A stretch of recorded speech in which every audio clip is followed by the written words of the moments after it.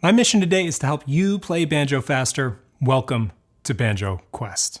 Speed, it's a tricky topic, and I know a lot of people struggle with getting faster when they're playing clawhammer banjo, especially when they're playing with other people. I think that is a hard stop for many people who walk into a jam. They're feeling fairly confident in the stuff they've worked on at home, and they get to the jam and they are way out of their depth because they can't play up to speed with other players. So I think speed is a big topic, but not only because it will help you play with other people better, but because it can also be used as a diagnostic tool. The faster you go on the banjo, the more your technique has to be sorted. So I use speed to get at the root of other problems. So today we're going to do a couple things. I'm going to show you 3 ways to improve your speed on the banjo, and then we're going to go through a series of exercises taking you through some moderate tempos all the way up to fast tempos so you can see these adaptations that have to happen as you climb the tempo ladder. So these lessons all revolve around the great tune called Gospel Plow, and I am teaching that over on Patreon. We're going to be learning how to play it, sing it, play it and sing it at the same time, and play it with a bottleneck blues style. So if you want to get in on that, the link is in the description below. This is just scratching the surface of what we do in depth over on Banjo Quest. I hope to see you over there. So the first advice I give players who are looking to get faster is I tell them to localize their mechanic to the wrist. So let's just do a quick review of the clawhammer basic stroke. We are throwing in like a big hammer into the strings, and then we are extracting that hammer on the way out and striking the 5th string or plucking the 5th string with the thumb. And this motion really revolves around what I call the fulcrum, this rocking point where I am using the rim of the banjo as this pivot point to rotate around and throw in, and then rotate back and come out. There's a problem though. If we continue these big, healthy, robust strokes, when we're trying to play fast, we're going to find ourselves burning a lot of calories and totally out of breath because this is a huge, gross motor. There's a lot going on to get that pendulum to swing that big, especially when we play fast. So what I tell people is this motion, as we go up, as we climb our tempo ladder, this motion begins to get localized more to the wrist. So I take the big stroke, and as I get going faster, now it's more of a wrist action. And as I get slower, the big pendulum starts to swing again. So why not just play from the wrist all the time? Well, when I'm playing moderate and to slow, I like to have big power, and I also use the space that my arm is flowing through as a timekeeping device. Just like a big pendulum and a grandfather clock takes these huge swings. When I'm going slow, I also like to build in larger swings. It helps my timekeeping. And then when I go fast, I adapt and I localize the motion to the wrist. So that is number 1, critical for going faster. The second way to go faster might surprise you, and that is get quieter. So what I've noticed is when players want to go faster, they get tense, they get louder, louder, louder, and that is actually counterproductive to what you want. If anything, you want to get a little quieter. I tell people 10 to 20% quieter, and you will be surprised that that magical tempo number, let's say it's 180 BPM, that number that seems so inaccessible at full bore volume suddenly becomes within reach if you just shave off a little volume right off the top of your playing. We're going to need a metronome for this third way. I think this third way may be the most critical to all of this, and that is the behavior of the thumb on the upstroke, especially when we're talking about double thumbing patterns. If your thumb is not sorted, it's going to slow you down, and I'm going to prove it to you right now. Let's take a number. I'm going to go back to our favorite number, 180. It's no accident I picked this number. This number, 180, happens to be where a lot of players hit a wall and they can't seem to get past comfortably. So let's see if we can break that wall today. So if I've got a phrase, let's take our phrase from Gospel Plow from last video.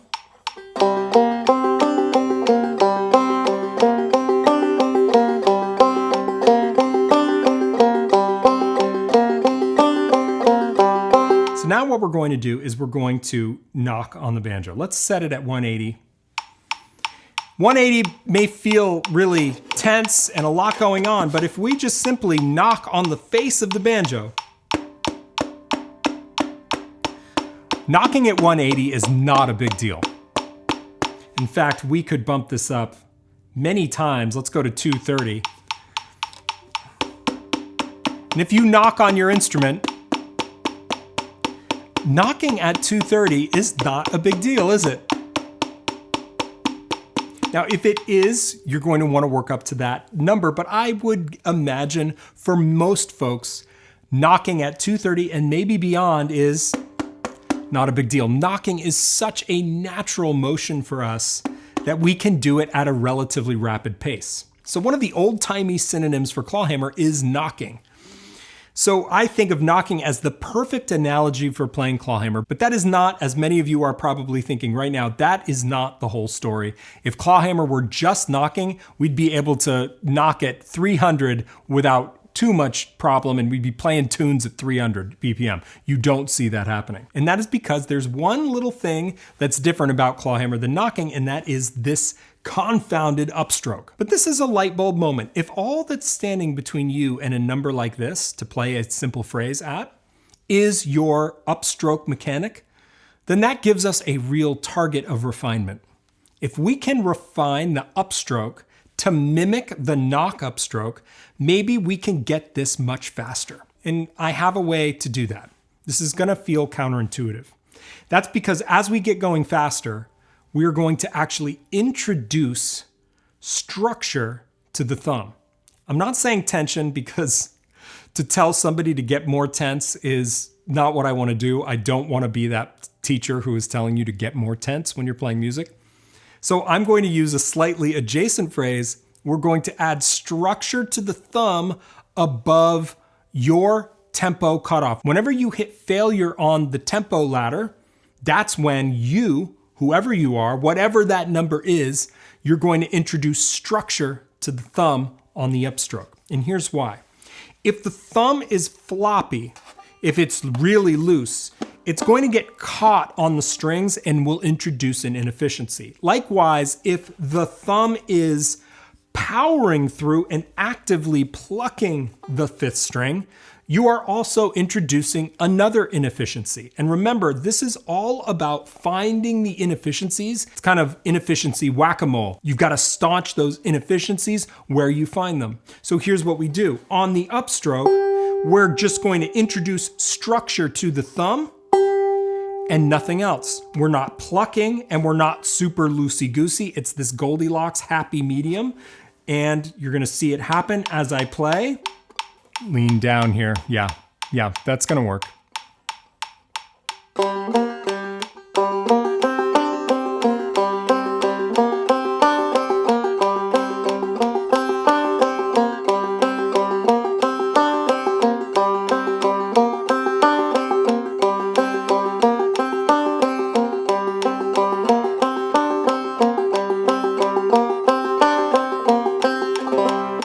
So you're like, Tom, that was 180. That wasn't very fast.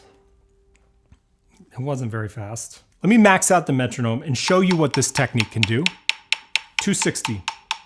I'm gonna play this phrase at 260 and I'm gonna balance this on my knee because I want you to work on your hold. You should be welded to that instrument, shouldn't be bopping all over the place, even at tempos this fast. Here we go. 1, 2.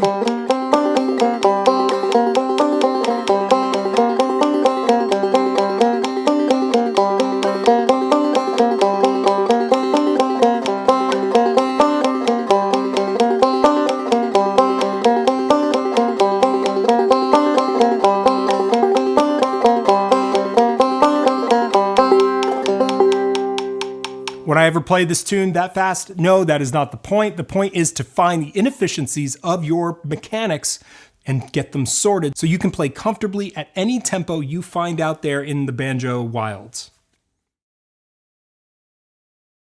All right, so we're starting at 160, where we left off last time. But before we jump in, let me just review the pattern. Here it is. I'm going to give us a 2 count. 1, 2.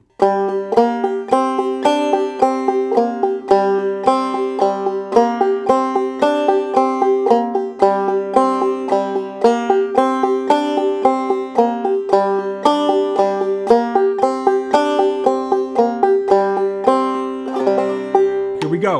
160. 1, 2.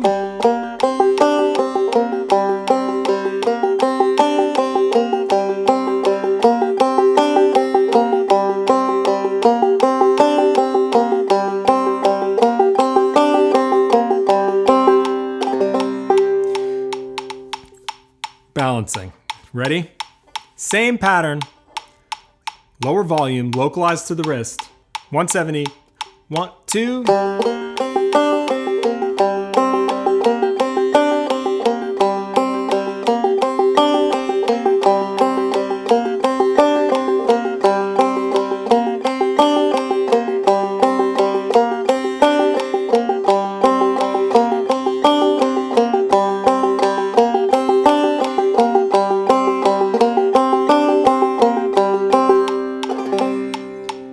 Here we go, 180. 1, 2. One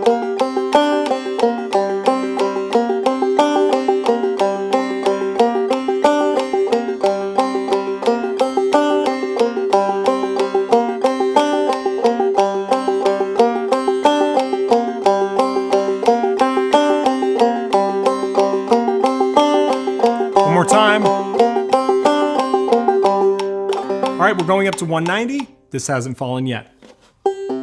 Same thing, we're gonna maybe get a little quieter. We're localizing even more to the wrist. We are thinking about keeping a structure to that thumb, and we're walking back the volume of the fifth string. This is also where I begin to feel this, not in common time, with every throw, 1, 2, 3, 4, 1, 2, but I feel it in half time. And sometimes this is all the thing a player needs to escape this very rigid common time grid where every throw corresponds to a click. Internally, I'm feeling halftime. 1, 2, 1, 2. All right, here we go. All right, 190. 1, 2.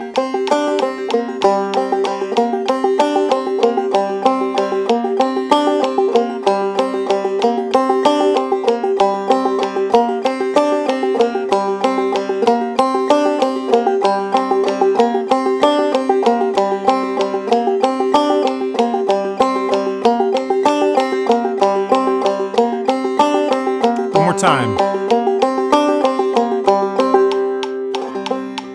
If you're feeling like there's no way you can hit 200, I want you to keep watching because these little clues that you're going to discover along the way will still help you at your max tempo. So the things I'm sharing with you are universally useful even at slower tempos. All right, here we go. 200. All the things. Now we're really localized to the wrist. I'm feeling that pulse. In halftime. Here we go. 1, 2.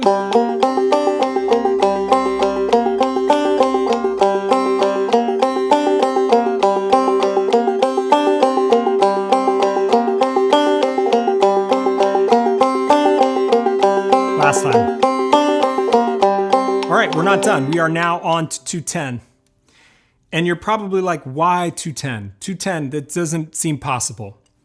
Well, interestingly enough, the tune we're learning from, the Chance McCoy Gospel Plow version, is being played at about 210. Even though the vocals sort of sit nice and languidly over the music, underneath, those musicians are playing at 210. This is in dance tempo, even though Gospel Plow I wouldn't consider a dance song. We are in full dance tempo mode now, so we may have to drop that volume. Whatever volume you're thinking of playing at right now, subtract 10% from it and try it there. Remember, motion becomes localized to the wrist. Thumb becomes a little bit more rigid.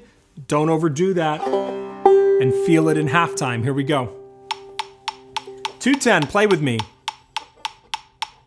1, 2.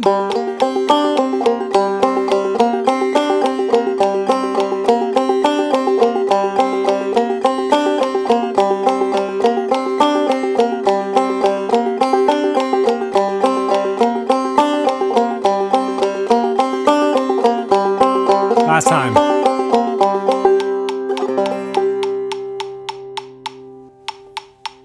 "210, play with me. 1, 2.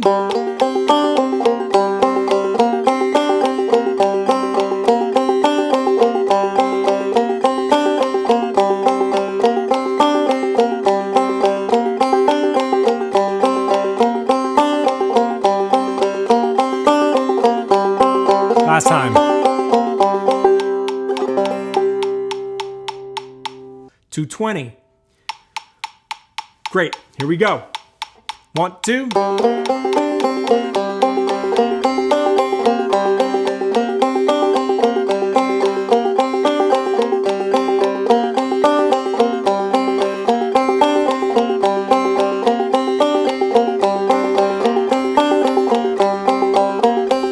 Last time.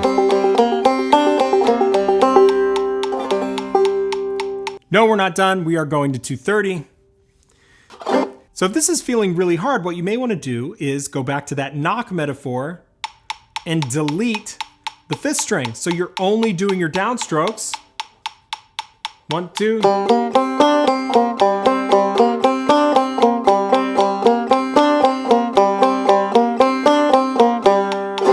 And slowly build in an occasional fifth string on top of that. And then gradually populate all fifth strings on the upstroke. 230. 1, 2.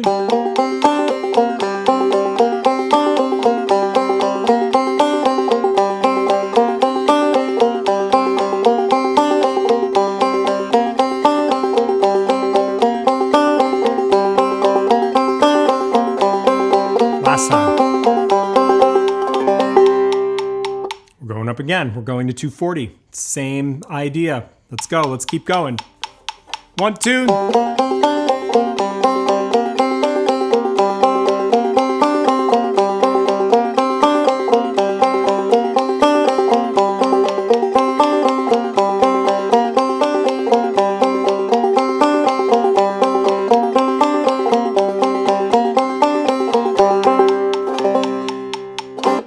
No, we are not done. 250. Don't fall. Well, 1, 2.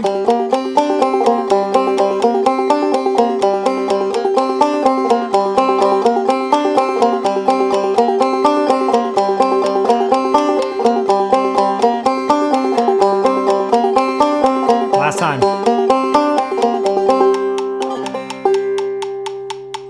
And 260. So that's where we're going to stop today. Let's see if we can make that happen. That's my halftime. Feel the halftime. It's just a knock. That's all it is. 1, 2.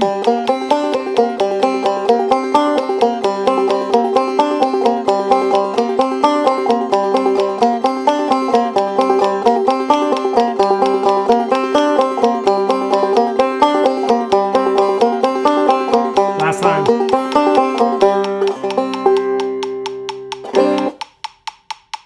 All right, and that does it for today. Write down in the comments below how fast you were able to get this phrase, and I will see you next time on Banjo Quest.